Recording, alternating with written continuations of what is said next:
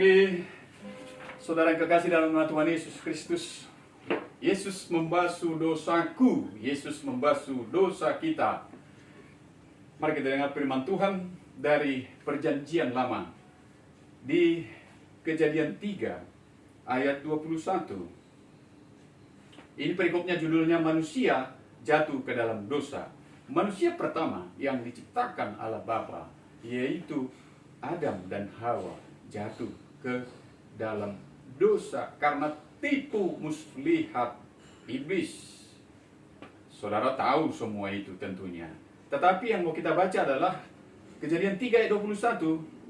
Dan Tuhan Allah membuat pakaian dari kulit binatang untuk manusia dan untuk istrinya itu, lalu mengenakannya kepada mereka. Dan Tuhan Allah membuat pakaian dari kulit binatang untuk manusia dan istrinya itu, untuk Adam dan Hawa, lalu mengenakannya kepada mereka.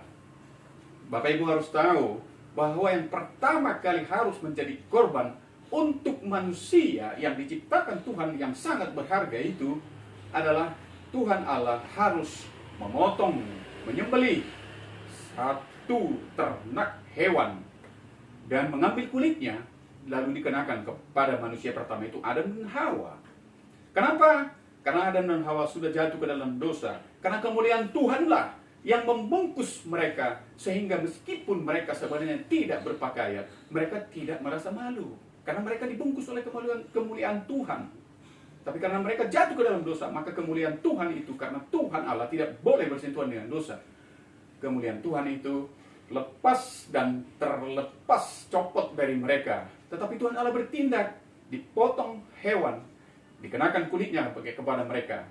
Karena manusia adalah ciptaan Tuhan yang paling berharga di mata Tuhan. Itu harus kita ingat, saudara-saudara. Itu di Perjanjian Lama.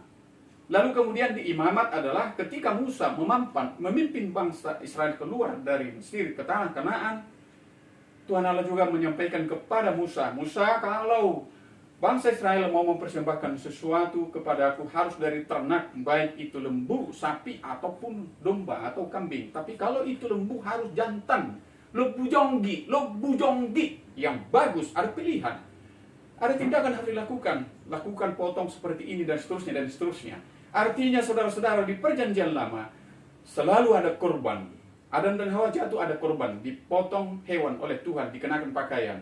Musa juga harus melakukan pemotongan, baik itu sapi, domba, dan seterusnya.